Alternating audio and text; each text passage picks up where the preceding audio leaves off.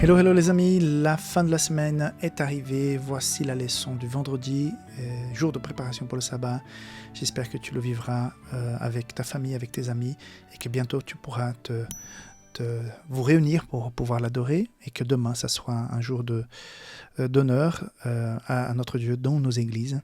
Et si jamais tu es malade, tu ne peux pas te rendre, tu es vraiment âgé, tu ne peux pas te rendre à l'église, que tu puisses vivre un moment particulier, spécial à la maison, avec ton Dieu, et que cela soit une délice, ce sabbat avec le Seigneur. Donc, avant l'arrivée du sabbat, quelques réflexions par rapport à la leçon de cette semaine. J'ai choisi le verset de Matthieu 5, 17 comme verset du jour, qui dit ceci: « Ne croyez pas que je sois venu pour abolir la loi ou les prophètes, je suis venu non pour abolir, mais pour accomplir. » Ça résume très bien la leçon de cette semaine. La loi de Dieu a été donnée de façon extraordinaire parce que c'était quelque chose d'important. C'était un instrument d'amour, de liberté, pour réveiller les gens par rapport à leurs péchés et pour les envoyer vers Jésus. Voilà un grand résumé. Mais dans le détail, cette compréhension de la grandeur de Dieu par rapport à la façon comme Dieu a donné les commandements avec sur la montagne, avec ces tremblements, avec cette purification, et à un moment... certains avaient même peur parce que c'était tellement grand, tellement impressionnant tout ce qui se passait avec ces éclairs et tout. Cette compréhension de la grandeur de Dieu génère de l'humilité et de la gratitude. Les gens se voyaient petits devant un Dieu si grand. Et c'était important, c'était, comme j'ai dit dans la semaine, c'était une façon de les éduquer concernant la grandeur de Dieu. Ils n'avaient pas cette notion. Tous ces petits dieux d'Égypte les a un peu réduit l'image du Dieu véritable. Et là, ils devraient récupérer l'image de ce Dieu grand que nous avons. Cela devrait les pousser à désirer sa présence et devenir plus semblables à lui. Donc, toute cette manifestation devait inspirer cet amour pour Dieu.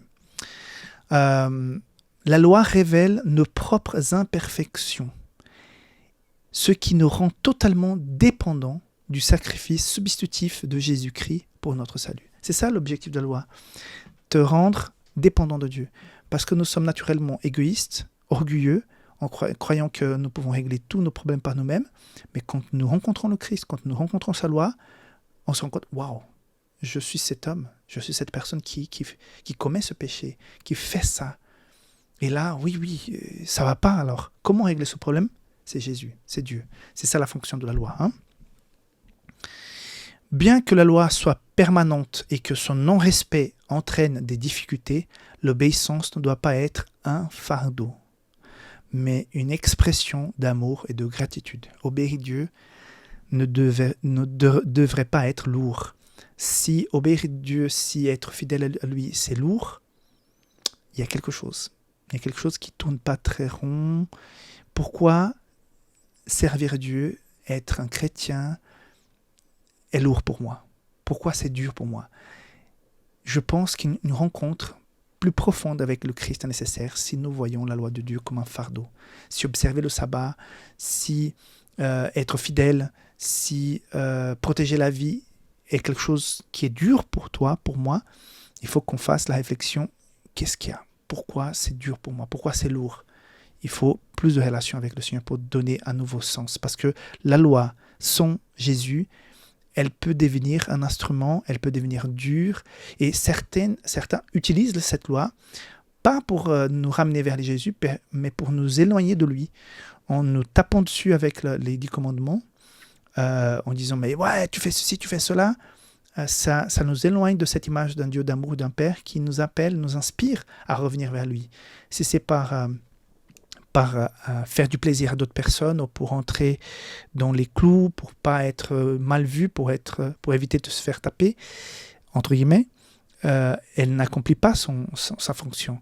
On est en train de déturper, de changer l'objectif de la loi quand on va l'utiliser comme un instrument de coercion pour convertir les gens à force.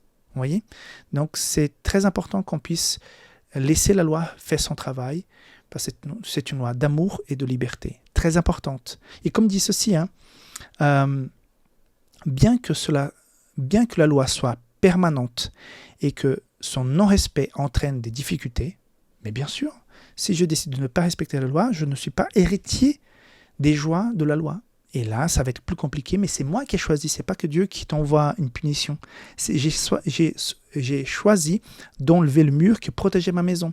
Après, il ne faut pas que je me plaigne auprès de Dieu, mais j'ai enlevé le mur et maintenant les gens sont en train d'envahir. Le péché est en train d'envahir ma vie. Mais voilà, tu as enlevé la clôture et maintenant c'est moi le coupable. Vous voyez, c'est naturel. Voilà, c'est tout ce que je voulais dire pour cette clôture de semaine d'étude de la leçon. Une leçon assez importante pour notre vie, un pilier dans notre croyance. C'est aussi un moment charnière pour le peuple d'Israël, mais pour chacun d'entre nous. Et surtout, le démarrage, à mon avis, concret, réel du peuple de Dieu. Parce que avant, on avait eu la famille de Jacob, 70 personnes, 70 personnes qui sont parties en Égypte. Mais là, on a presque 2 millions de personnes. Et là, c'est vraiment un peuple. Et c'est vraiment ce peuple qui a été choisi pour représenter le caractère de Dieu. Et c'est important de voir les moments où ils ont fait juste et surtout les moments où ils ont fait faux pour éviter qu'on refasse de même. Que Dieu te garde, que tu puisses avoir un très bon sabbat. Et on se retrouve la semaine prochaine pour la suite de la leçon de ce trimestre. Bye bye.